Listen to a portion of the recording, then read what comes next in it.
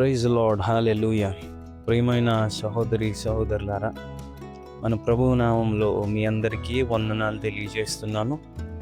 మీరు వింటున్నటువంటి ఈ వాక్యము మీ జీవితంలో అత్యధికంగా ఫలమిస్తుందని నేను నమ్ముతున్నాను, నేను విశ్వసిస్తున్నాను.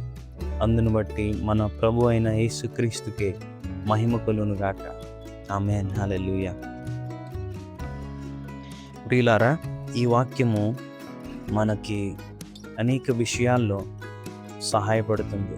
మనం ప్రతిరోజు వాక్యాన్ని తెలుసుకున్నప్పుడు, దాన్ని మనం ధ్యానించినప్పుడు అనేక పరిస్థితుల్లో, అనేక విషయాల్లో పరిశుద్ధాత్మ దేవుడు మనకు సహాయకాపరిగా ఈ వాక్యాన్ని మనకు గుర్తు చేసి మనల్ని పురుకొలుపుతూ ముందుకు నడిపిస్తాడు. తద్వారా మీ యొక్క జీవితంలో ఏ విధమైనటువంటి ఆపదకు కానీ, బాధకు కానీ మీరు గురి కాకుండా ఉంటారు. అందును బట్టి దేవునికి మహిమ కలుగునుగాక. అయితే ప్రియులారా, మనకి ఇవ్వబడిన ఇవాళటి అంశాన్ని మనం ధ్యానించుకుందామా?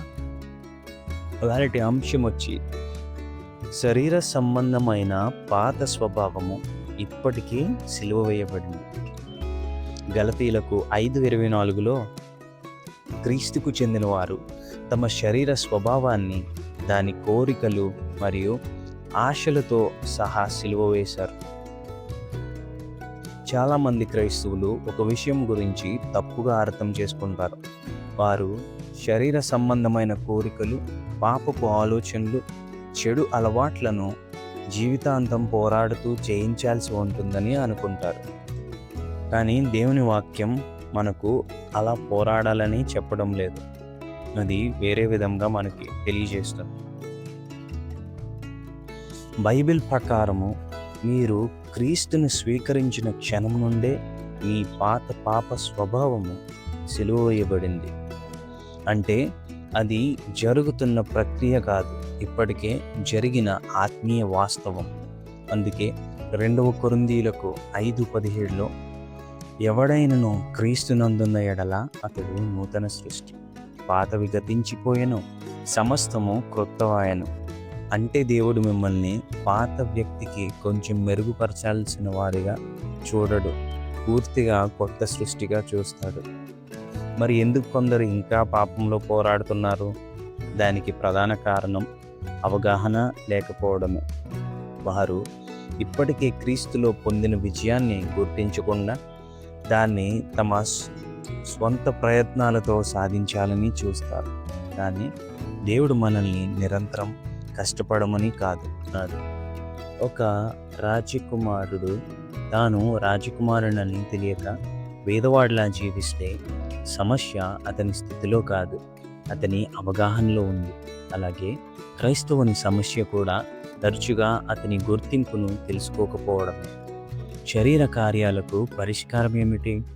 గలతీయులకు 5:19-21 వరకు అసూయ, కోపం, వ్యభిచారము, కలహాలు వంటి శరీర కార్యాలు చెప్పబడ్డాయి. వీటి మీద మాత్రమే దృష్టి పెట్టి వాటిని అణచివేయాలని ప్రయత్నించడం పరిష్కారము కాదు. దేవుడు మనకిచ్చిన పరిష్కారం ఏంటంటే, గలతీయులకు 5:16లో ఆత్మను అనుసరించి నడుచుకొనుడి, అప్పుడు శరీర కోరికలను నెరవేర్చరు. అంటే చీకటిని తరిమివేయడానికి చీకటితో పోరాడరు, వెలుగు తీసుకొస్తారు. అదేవిధంగా పాపంపై మాత్రమే దృష్టి పెట్టకుండా దేవుని వాక్యంలో, పరిశుద్ధాత్మ సహవాసంలో, ప్రార్థనలో మరియు నీతియుక్తమైన జీవనంలో నడవాలి. మీరు ఆత్మలో నడిచినప్పుడు పరిశుద్ధాత్మ జీవం మీలో పనిచేస్తుంది. అప్పుడు శరీర సంబంధమైన కోరికలు ప్రభావము క్రమక్రమముగా తగ్గిపోతుంది. అప్పుడు శరీర సంబంధమైన కోరికల ప్రభావము క్రమంగా తగ్గిపోతుంది. అందుకే బైబిల్ ఇలా చెబుతుంది, పాపము నీ మీద అధికారము చేయదు. రోమీయులకు 6:14లో ఈ వాక్యం మనం తెలుసుకోవచ్చు. ఈ వాలటి అంశం యొక్క ముఖ్యమైన సందేశం ఏంటంటే, క్రీస్తులో మీ పాత పాప స్వభావము ఇప్పటికే సిలువ వేయబడింది. మీరు పాపాన్ని జయించడానికి పోరాడడం కాదు, క్రీస్తులో ఇప్పటికే పొందిన విజయ స్థితి నుండి జీవిస్తున్నారు. శరీర కార్యాలపై మాత్రమే దృష్టి పెట్టక పరిశుద్ధాత్మ నడిపింపులో జీవించండి. దేవుని వాక్యం మీ గురించి ఏం చెప్తుందో దాన్ని నమ్మి అంగీకరించి దానిలో నడవండి. మీరు ఓడిపోయిన వ్యక్తి కాదు, క్రీస్తు మీలో ఉన్నాడు. క్రీస్తులో మీరు ఒక నూతన సృష్టి. మీరు ఈ వాక్యాన్ని నాతో కలిసి ఉన్నారు కదా.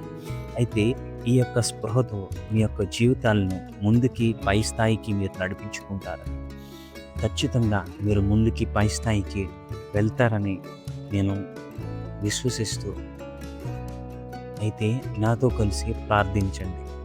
ప్రియమైన పరలోకపు తండ్రి, క్రీస్తు ద్వారా నాకు కొత్త జీవితాన్ని ఇచ్చినందుకు నీకు కృతజ్ఞతలు.